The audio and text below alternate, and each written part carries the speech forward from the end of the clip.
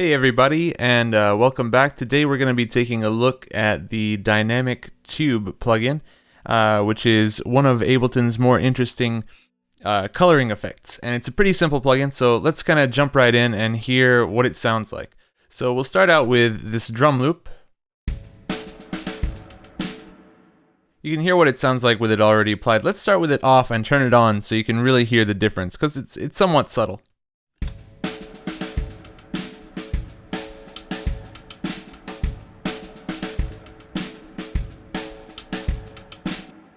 So you can hear the dynamic tube there working just to kind of get things a little grittier, a little dirtier sounding in this example. I also used it on several other tracks, including the mute guitar synth here.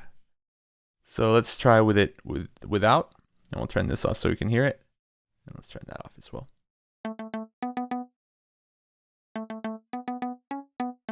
So pretty simple there. But we can add a little bit more character to that sound by using the dynamic tube to distort things a bit.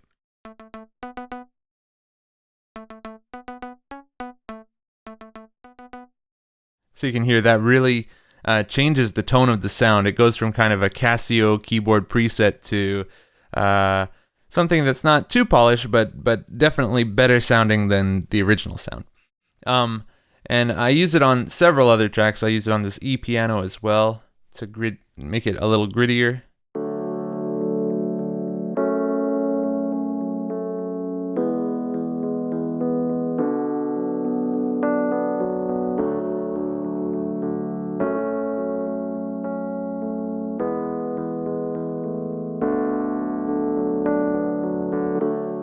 Again, that one's pretty subtle, but it can really change the way that everything sounds.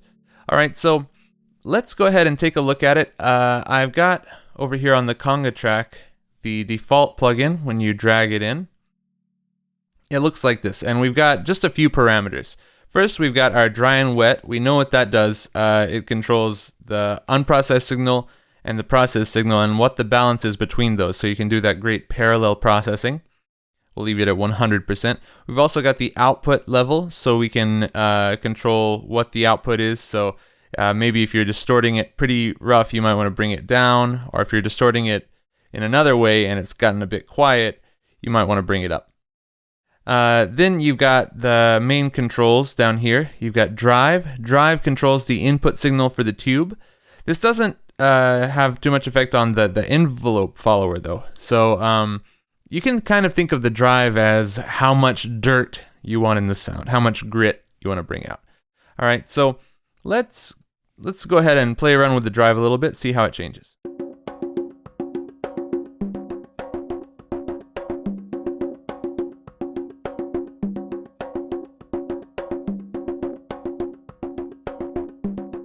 So you can see up here, we've got a little level meter, and we've got this line where my mouse cursor is, and that's the threshold for when things start to distort with our first tube mode.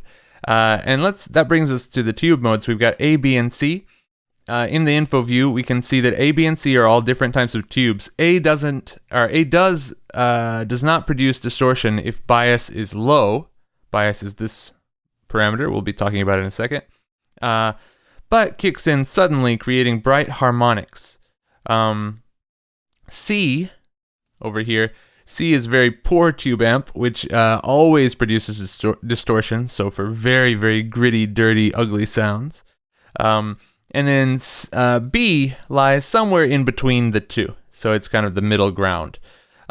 So these are modeled after real tubes and adjusted with love. I like that little comment there.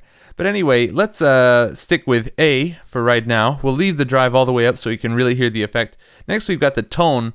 The tone just changes the spectral distribution of the distortion, so whether it's very low, very high, or in the middle. So let's hear what that sounds like.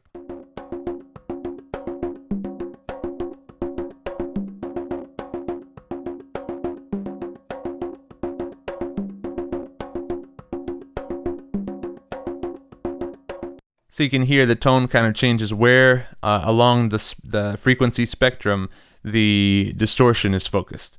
So just so it's easy to hear, let's put it up at about 50 or 51. All right, let's do the bias next. Bias is the main tube parameter. So with this one, higher values are going to move the input signal more and more into regions where the tube does not work linearly and starts creating its characteristic distortion. So very high values lead to very broken sound, it says. So let's hear what that sounds like.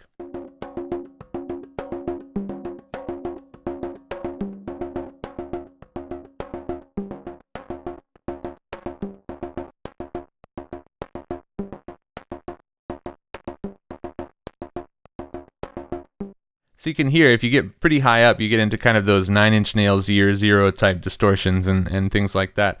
But the bias probably is the most important setting. All right, before we move over to the envelope, let's play with our 3 tube modes really quick. So we'll start with A with the same parameters and we'll move through them.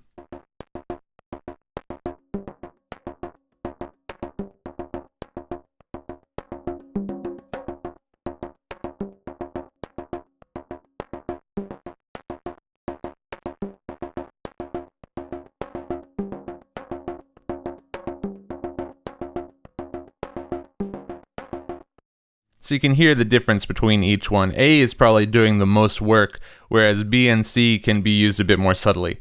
And you can, of course, crush it and do some crazy distortion and then pull back on your dry wet to parallel process. So we could do something like...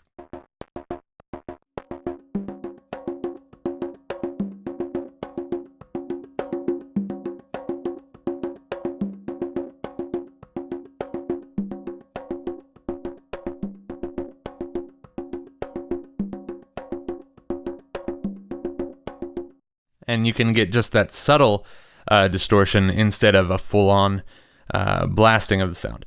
All right, finally we have our envelope section over here. So the bias parameter can be modulated by a simple envelope follower. This control defines how much the input signal influences the bias control. That's a little confusing, but just read it a couple times and try to process through it. We can illustrate this by looking at the next part. Negative values create expansion effects by reducing distortion on loud signals, while positive values make loud sounds dirtier. All right, so keeping with our full-on A tube, let's listen to it, and I'll play with the envelope a little.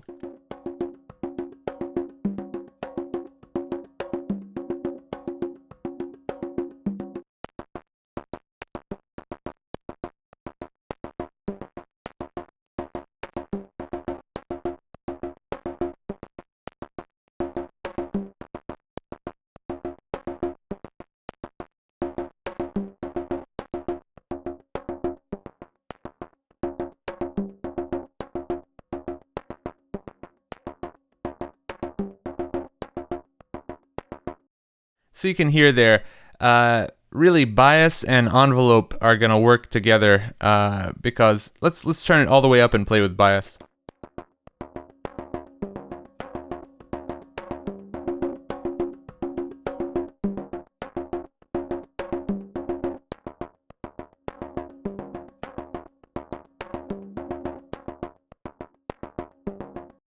So yeah, between the model, the bias, and the envelope, that's where you're gonna mold the character of the sound. And then finally, you have the attack and release down here. The attack is the attack time of the envelope follower, and the release is just the release time. So this just controls the envelope, as we've seen in multiple other plugins.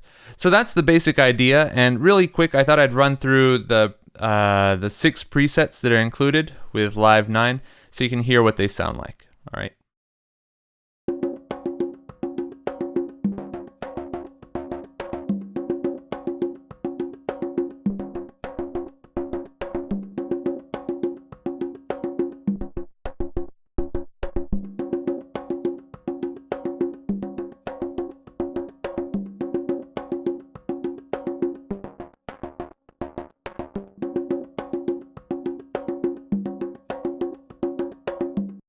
So you can hear they range from very subtle to very extreme. So please play around with that. This is a great tool for kind of shaping your sound. and it's got a lot of really cool applications. So next time we'll be taking a look at EQ8, one of the most essential plugins in Ableton. So see you then.